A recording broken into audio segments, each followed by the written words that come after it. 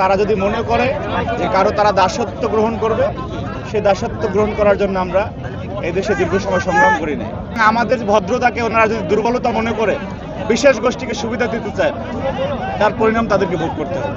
এমনকি আমরা দেখেছি শাস্ত্রে যেটা হলো আর কি, শাহজালাল বিজ্ঞান ও প্রযুক্তি বিশ্ববিদ্যালয় বিষয়ে একটি নজিরবিহীন প্রজ্ঞাপন তারা দিল, এবং সেই প্রজ্ঞাপনটি দেওয়ার পরে তারা স্ববিরোধিতা করলো। আবার একটি বিশেষ দলের নেতাকর্মীরা এখানে এসে যখন প্রভাব দেখালো, সেই প্রভাবের কারণে তারা সিদ্ধান্তের পরিবর্তন করলো। স্বাধীন নির্বাচন কমিশনের কাছ থেকে এই ধরনের আচরণ প্রত্যাশিত না। সুতরাং এই যে এক মদতুষ্ট সিদ্ধান্ত গ্রহণের প্রতি যে তাদের প্রচন্ড রকম আগ্রহী মানসিকতা রয়েছে, সেইটি একটি গণতান্ত্রিক ছাত্র সংগঠন হিসেবে আমরা অনেক ধৈর্য ধরেছি, আর ধৈর্য ধরতে চাই না। সুতরাং তারা যদি মনে করে যে কারো তারা দাসত্ব গ্রহণ করবে, সেই দাসত্ব গ্রহণ করার জন্য আমরা এই দেশে দীর্ঘ সময় সংগ্রাম করি না। সুতরাং সেই কারণে আজকের এই ঘেরাও কর্মসূচি, তাদেরকে এই বিষয়ে স্পষ্ট ব্যাখ্যা দিতে হবে যে না, তারা এই যে পোস্টাল ব্যালট সহ বিভিন্ন বিষয়ে যে তাদের জীবনের সব আয়োজন এখানে একসাথে।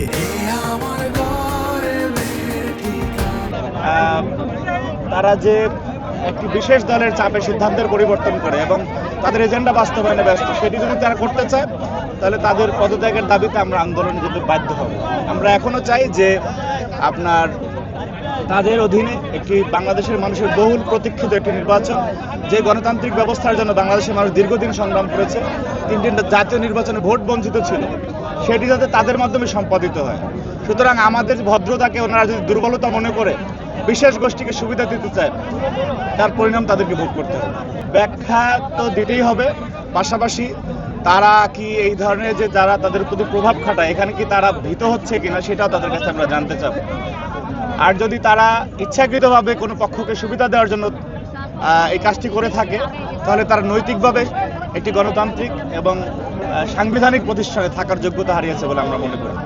আমরা তো জাতির স্বার্থে এখানে বসছি, যে জাতীয় বা নির্বাচনটি যাতে নিরপেক্ষ হয়, সেখানে দুই একজনের জন্য যেহেতু 300 লোকের এমপি হওয়া এবং এই দেশে গণতান্ত্রিক ব্যবস্থা পুনঃপ্রবর্তন করা আরো জরুরি।